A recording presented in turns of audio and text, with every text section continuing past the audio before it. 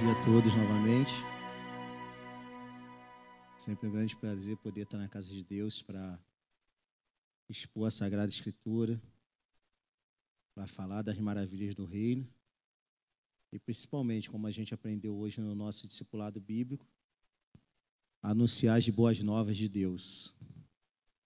Nós precisamos sempre estar anunciando as boas novas. Peço que você abra a sua Bíblia, por favor, no livro de Isaías, capítulo 40. Estarei fazendo a exposição do versículo 27 ao versículo 31.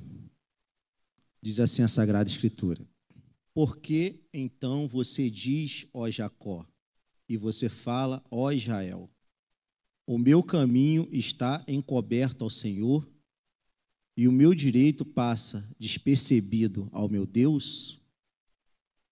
Será que você não sabe, nem ouviu que o eterno Deus, o Senhor, o Criador dos confins da terra, nem se cansa, nem se fatiga? A sabedoria dele é insondável. Ele fortalece o cansado e multiplica as forças aos que não têm nenhum vigor. Os jovens se cansam e se fatigam, e os moços de exausto caem. Mas os que esperam no Senhor renovam as suas forças. Sobem como asas, como águias. Correm e não se cansam.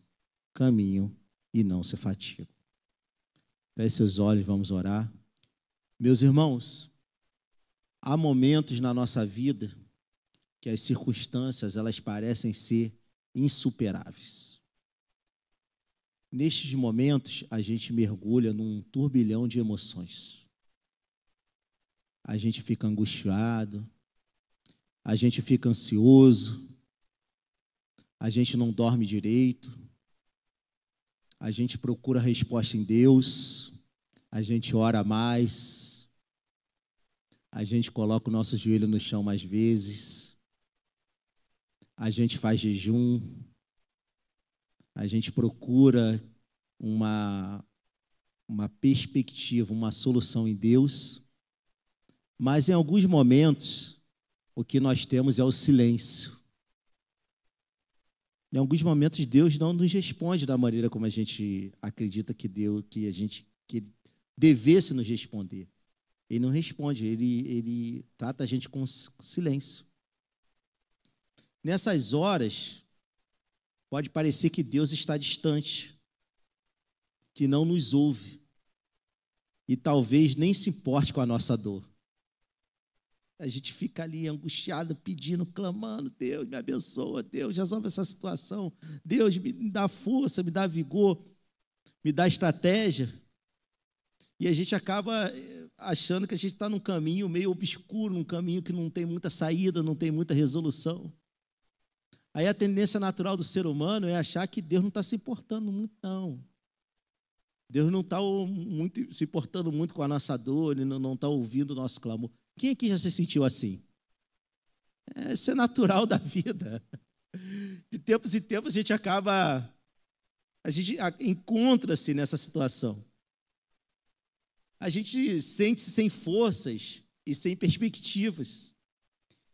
E muitos acabam mergulhando no desespero. Aí fica desesperado. Entra em desespero, aí começa a tomar decisões assim, que são decisões não muito pensadas.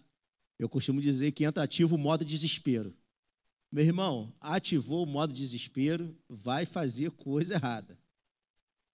Ativou o modo desespero, vai tomar a decisão impensada. Eu costumo dizer isso, eu brinco até lá com a minha esposa, com 2 crianças, né? Às vezes começa a fazer as coisas muito na correria, eu falo assim, ativou o modo desespero. Cuidado, ativou o modo desespero. Ativou o modo desespero, a tendência de esquecer uma mamadeira, de esquecer uma fralda. Para a idade da Laurinha é importantíssimo isso, né? Mamadeira e fralda é gigante, que está ativando o modo desespero aí. Então, vira e mexe, a gente ativa o modo desespero. E quando a gente ativa o modo desespero, a gente acaba não raciocinando muito bem sobre as ações que a gente precisa tomar. O profeta Isaías viveu em uma época igualmente difícil. As nações de Judá e Israel haviam se desviado completamente do caminho do Senhor. E seu destino de destruição já estava traçado. Era um tempo de idolatria, de prostituição, de apostasia extrema. Era um tempo onde os absurdos eram normalizados, onde a injustiça social, a opressão vigorava, onde aquilo que era tido como correto, aquilo que era correto aos olhos de Deus, que era correto de acordo com a revelação divina na palavra de Deus, era colocado de lado e negado, e a prática social era a prática da abominação. Esse era o tempo que Isaías vivia. Era um tempo onde as nações, tanto de Israel quanto de Judá, já estavam condenadas. Deus já havia determinado o juízo. A abominação daquelas nações foi tão grande, foi tão absurda, foi tão nefasta, que num determinado momento Deus falou: chega, acabou. Vou exercer juízo sobre vocês. Não tem mais condições de eu tolerar isso. Os absurdos que estão acontecendo aqui são absurdos tão indignantes que eu não tenho mais condições de tolerar isso. Aí o que Deus faz? Deus determina o juízo. E Deus levanta o profeta na nação para poder ser o porta-voz dele, para se dirigir à nação, para falar em seu nome. E esse profeta foi Isaías. Antevendo esse cenário caótico, esse cenário de destruição, Isaías, ele profetiza para o futuro. Ele fala para eles assim: ó, vocês estão achando que vocês vão passar impune? Vocês estão achando que tudo que vocês estão fazendo aí vai estar passando despercebido aos olhos de Deus? Deus está vendo tudo. Aí Isaías, ele profetiza para o futuro. Ele profetiza para uma nação que gemeria, que gritaria de dor, que gritaria de angústia, que gritaria de aflição, que gritaria de tristeza, que estava debaixo do exílio, da opressão e do desespero. Ele profetiza para o futuro, por uma nação que estaria no exílio desesperada. Então, essa mensagem de Isaías aqui é uma mensagem para os desesperados. É uma mensagem para os desalentados. É uma mensagem para aqueles que estão a ponto de sucumbir. É uma mensagem para aqueles que não encontram soluções nos comportamentos normais da vida. Mas mesmo assim, mesmo Isaías sabendo que eles estariam, melhor dizendo, desesperados, que eles estariam oprimidos e angustiados, mesmo diante de uma realidade tão sombria, o profeta proclama uma mensagem de consolo, esperança e restauração. Meu irmão, minha irmã, eu tenho uma palavra para você nessa manhã. O consolo de Deus está entre nós. Há esperança. A palavra do Evangelho, as boas novas do Evangelho é as boas novas da esperança. Mesmo nas situações mais desesperadoras. Mas, pastor, eu não estou passando por situação desesperadora, não. Graças a Deus, irmão. Eu também não estou. Mas a irmã Eliane chegou aqui de manhã, a sua tia estava viva, agora a sua tia faleceu. A vida é assim. Nós precisamos nos preparar. E mesmo vivendo situações desesperadoras, a mensagem do Evangelho é uma mensagem de esperança. Nós encontramos na palavra de Deus esperança. Esperança e consolo para sermos restaurados.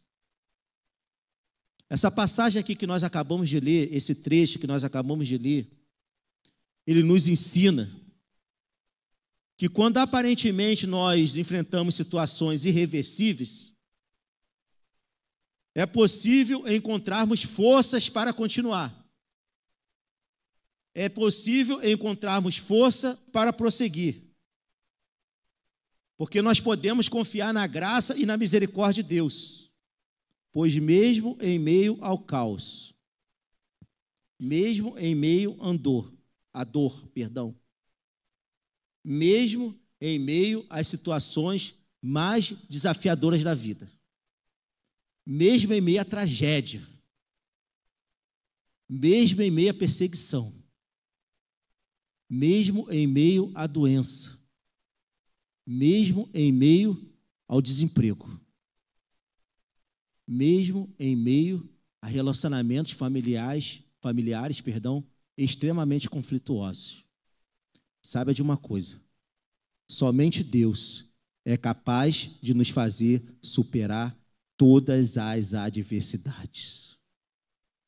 Esta é a mensagem de Isaías para mim e para você nesta manhã. Somente Deus é capaz de nos fazer superar todas as adversidades. Pastor, para mim está difícil. Somente Deus é capaz de fazer você superar todas as adversidades. Essa luta que eu estou enfrentando é muito grande. Somente Deus é capaz de fazer superar todas as adversidades. O meu comércio não vai bem. A minha situação econômica não vai boa. 80% dos brasileiros também não vai. Somente Deus é capaz de fazer superar todas as adversidades. A minha expectativa nesta manhã é que possamos, pela palavra de Deus, sermos fortalecidos para prosseguir na caminhada cristã, a fim de superarmos os dias maus, confiando nas suas promessas. Sabe por que eu falo isso para você? Com muita segurança, que se nós nos apegarmos a Deus, se nós caminharmos com Deus, se nós buscarmos o caminho do Senhor, nós seremos fortalecidos para prosseguir na caminhada cristã. E a gente vai conseguir superar os dias maus e viver as promessas de Deus. Sabe por que eu falo isso para você com muita segurança? Porque o nosso Deus, Ele é um Deus inabalável. As pessoas confiam nos sistemas econômicos, sociais. As pessoas confiam nos políticos. As pessoas confiam nas suas próprias forças, nas suas habilidades cognitivas, na sua formação técnica, na sua formação intelectual. As pessoas confiam nisso. Porém, elas falham miseravelmente. Toda essa confiança é palha. Toda essa confiança, uma hora, vai sucumbir. Mas se nós confiarmos em Deus, nós podemos ter a certeza que nós vamos vencer. Porque o nosso Deus é um Deus inabalável. Ele é inabalável. Versículo 27. Por que então você diz, ó Jacó, e você fala, ó Israel, o meu caminho está encoberto ao Senhor, e o meu direito passa despercebido ao meu Deus. O que você está insinuando? O que você está dizendo? Você está dizendo que Deus não conhece o que você está passando? Você está questionando a justiça de Deus, a presença de Deus, o cuidado de Deus? Você está insinuando que Deus não conhece alguma coisa? Você está insinuando que Deus não está se importando com a tua situação? É isso que você está insinuando? Você está dizendo que Deus é incapaz de resolver? É isso que você está dizendo? Você está dizendo que você não confia em Deus? Por que você, Israel ou Jacó? Por que você fala que o meu caminho está encoberto ao Senhor e o meu direito está passando despercebido ao meu Deus? Por que você está falando isso? Você está dizendo que Deus não é capaz de fazer? Sabe por quê, meus irmãos? Porque na nossa vida, em alguns momentos, nós somos acometidos com pensamentos equivocados a respeito da majestade de Deus. Quando a gente está no momento da aflição, da angústia, do desespero, a gente acaba pensando que, será que Deus vai fazer mesmo? Ou será que Deus quer fazer? Ou será que Deus pode fazer? Será que o poder de Deus realmente existe? A gente acaba pensando nisso. Meu irmão, minha irmã, vamos ser sinceros. Em alguns momentos da nossa vida, a gente acaba questionando o poder de Deus. Principalmente nos momentos mais desesperadores. É o que eles estavam fazendo aqui, é o que eles fariam. Porque essa é uma mensagem para o futuro. É o que eles fariam. Então, em alguns momentos, a gente tem pensamentos equivocados a respeito de Deus. Isso me faz lembrar a história de um cristão muito conhecido na contemporaneidade, que essa história permeia aí vários manuais de fé, quando se fala de fé.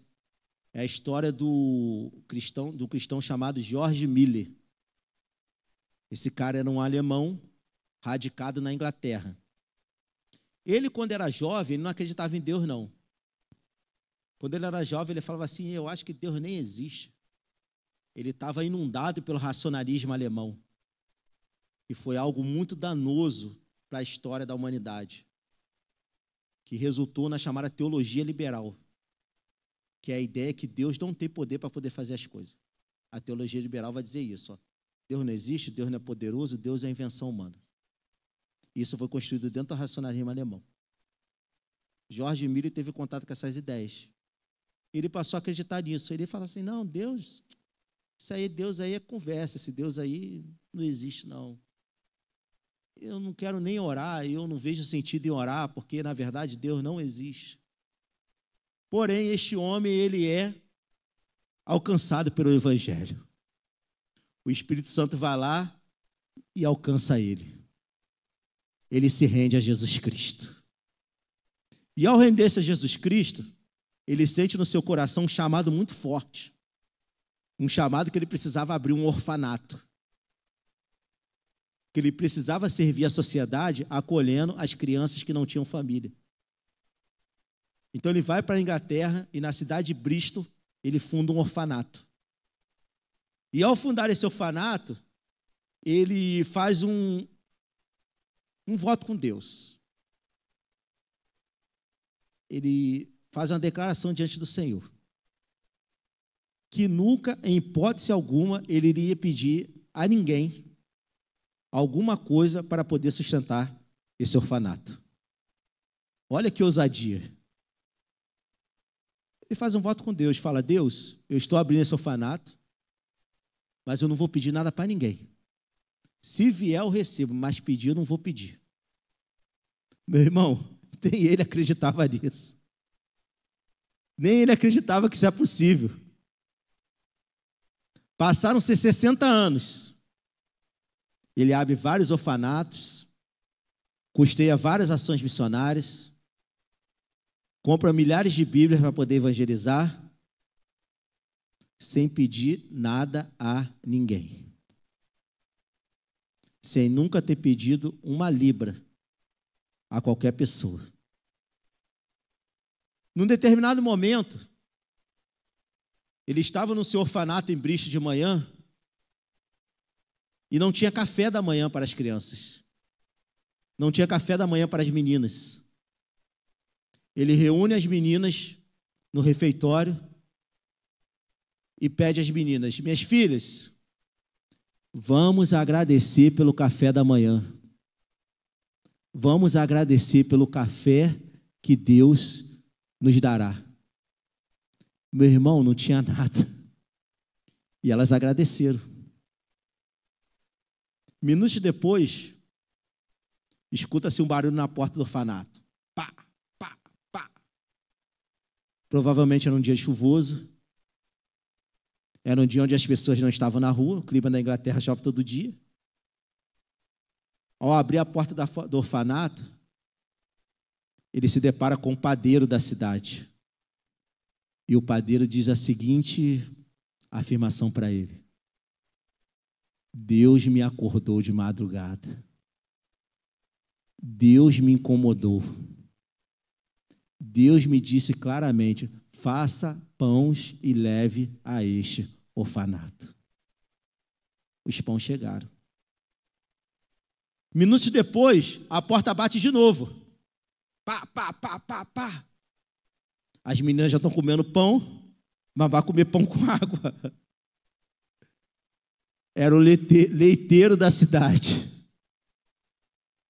O leiteiro falou, ó, tá vendo aquela carroça ali?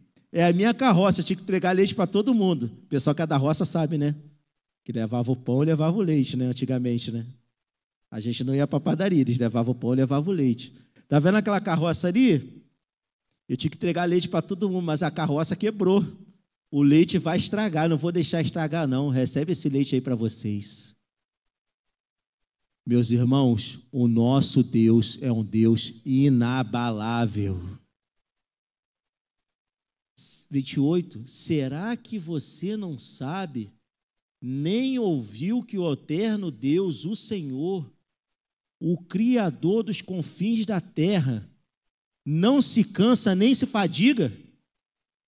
A sabedoria dele é insondável.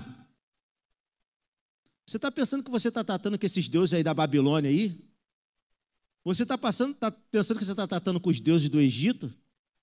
Você está pensando que você está tratando com as entidades do candomblé e da Umbanda?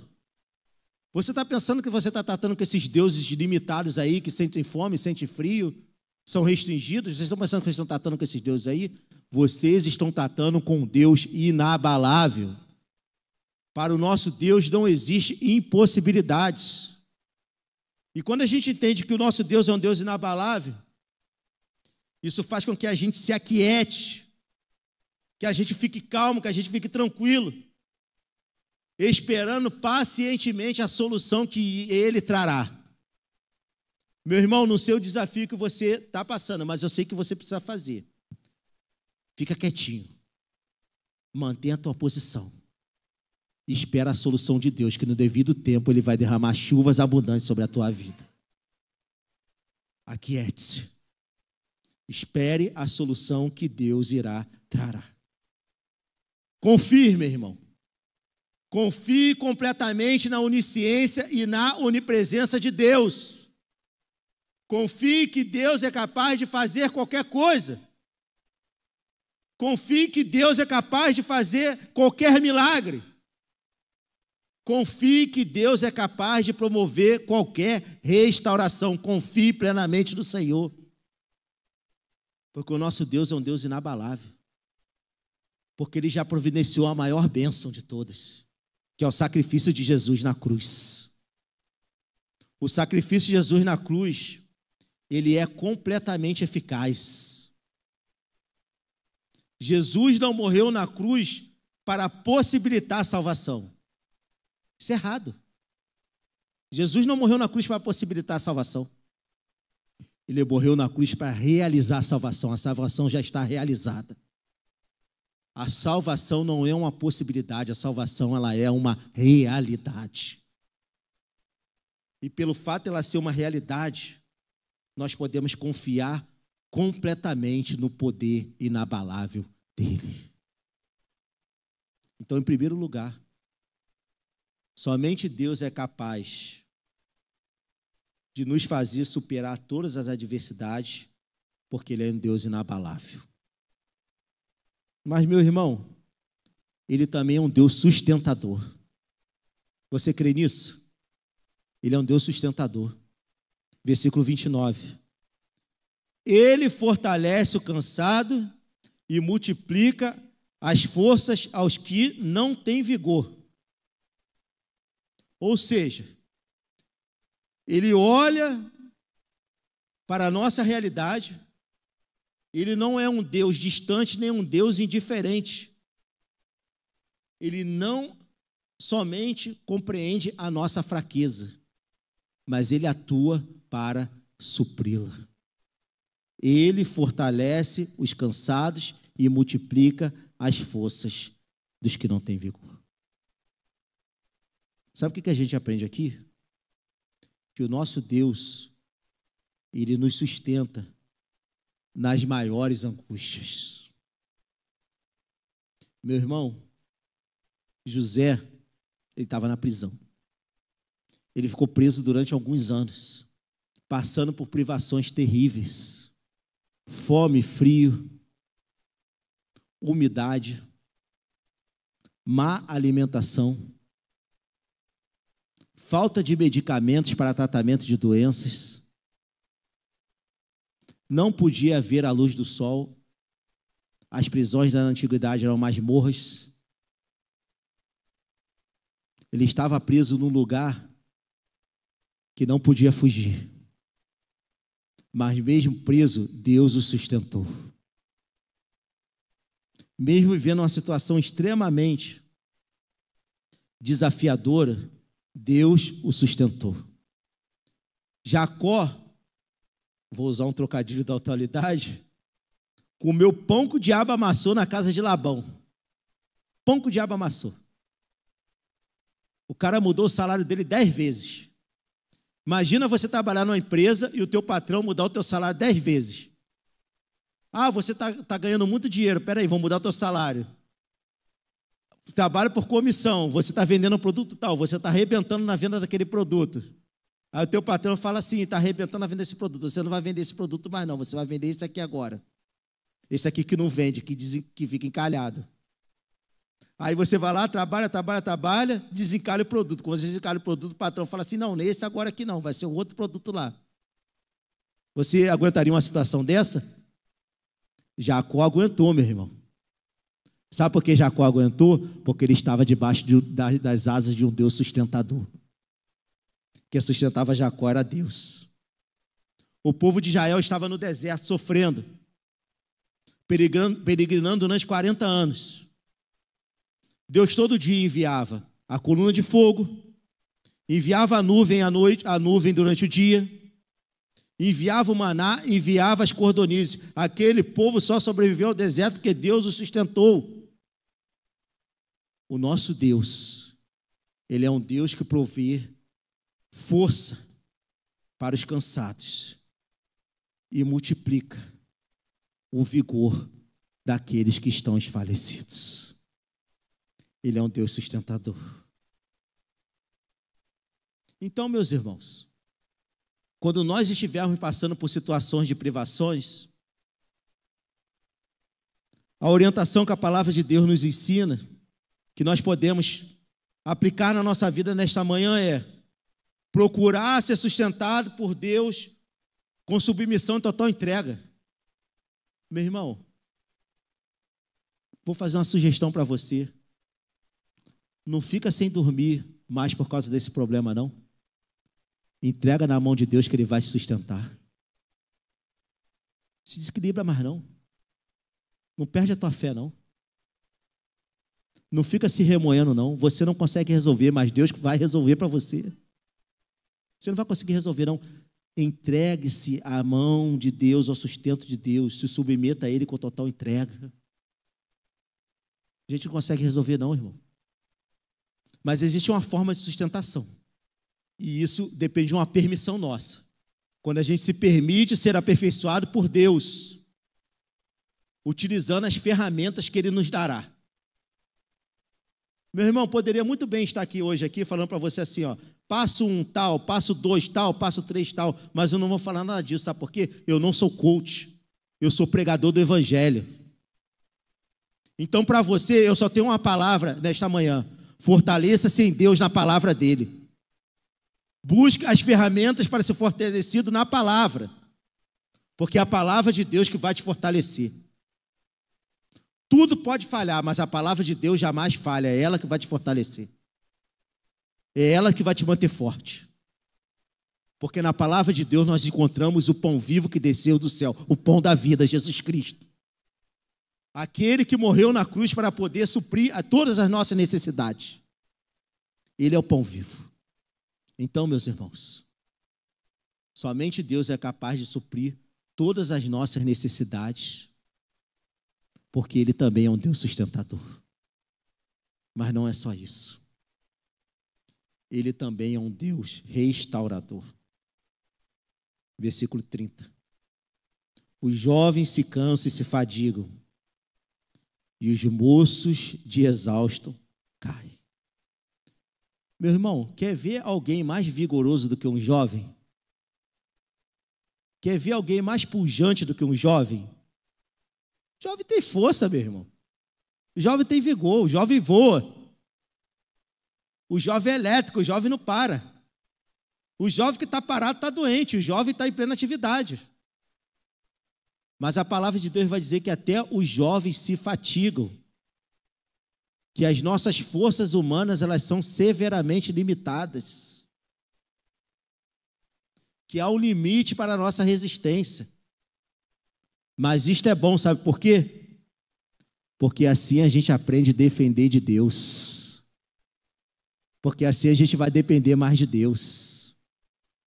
Porque ao invés de a gente resolver as coisas com as nossas forças, nós aprendemos aqui na Sagrada Escritura, versículo 31. Mas os que esperam no Senhor renovam as suas forças. Sobem como as asas como águia. Correm e não se cansam. Caminham e não se fatigam. Os que esperam no Senhor, eles confiam em Deus. O nosso Deus é um Deus restaurador porque Ele coloca no nosso coração a condição da gente ter confiança nele, da gente ter paciência, da gente manter os nossos olhos fixos em Deus. E esperar isso é manter os nossos olhos fixos em Deus. É confiar em Deus não de forma passiva, mas de forma ativa. Meu irmão, você está tão tranquilo, você está tão calmo, você está tão sereno. Meu irmão, estou esperando em Deus. Irmão, você não está fazendo nada? Estou esperando em Deus. Estou fazendo muita coisa, estou esperando em Deus. É Deus que nos restaura. Não tenta fazer com as tuas forças, não. Espere em Deus. Porque Ele vai dizer que os que esperam em Deus, eles são renovados nas suas forças e sobem como as asas da águia. Que animalzinho astuto esse animal, a águia, hein? Essa ave, hein? A águia, quando ela precisa fazer uma jornada, quando ela tem um problema, que é o problema da sobrevivência, que ela precisa migrar para obter comida, porque senão ela vai morrer, ela não entra em desespero não, meu irmão. Ela espera o melhor momento, a melhor corrente. Sabe para quê? Para ir, só na força do vento. Sem fazer esforço algum, é só na força do vento que a águia vai, Ela só vai seguindo as correntes. As correntes do vento, ela vai flutuando, ela vai andando. Ela não se cansa não, e ela não se fadiga. Sabe por quê? Porque ela nunca está sozinha. Ela está sempre confiando no vento. Eu e você não precisamos nos cansar, porque a gente pode confiar em Deus. E ela vai, descansando e trabalhando no menor esforço possível, porque ela sabe que o vento a conduzirá. Meu irmão, permita que o vento do Espírito Santo conduza a tua vida. Permita isso. E quando vem a tempestade, quando vem os trovões, quando vem os raios, você acha que a águia entra em desespero? Você acha que ela fica desesperada lá no céu? Ai, meu Deus, está vindo a chuva, está vindo a chuva. Tu acha que ela fica desesperada? Sabe o que ela faz? Ela embica e sobe. Ao invés de ela desesperar assim para baixo, ela embica e sobe. Vai para cima da tempestade para ter uma visão ampla daquilo que está acontecendo. Ou seja, ela procura segurança no céu. Meus irmãos, a nossa segurança está em Deus. Nós não precisamos nos desesperar, a nossa segurança está em Deus. E quando nós percebemos, nós temos a consciência que o nosso Deus é um Deus restaurador, nós buscamos nele a resistência necessária para encarar as maratonas da vida. A nossa força ela virá do Senhor. Mas para isso, eu e você precisamos consentir que Deus nos restaure, se rendendo completamente aos cuidados dele. Porque em Cristo nós somos restaurados por Deus.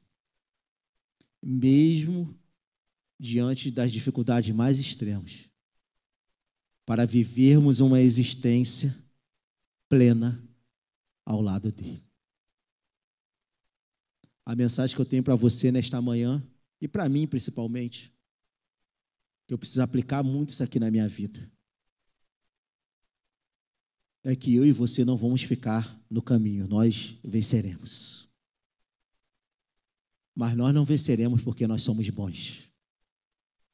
Nós venceremos porque nós somos regidos por um Deus inabalável, por um Deus sustentador e por um Deus restaurador. Por isso eu e você nós vamos vencer, para a glória de Deus. Feche seus olhos e vamos orar em nome de Jesus.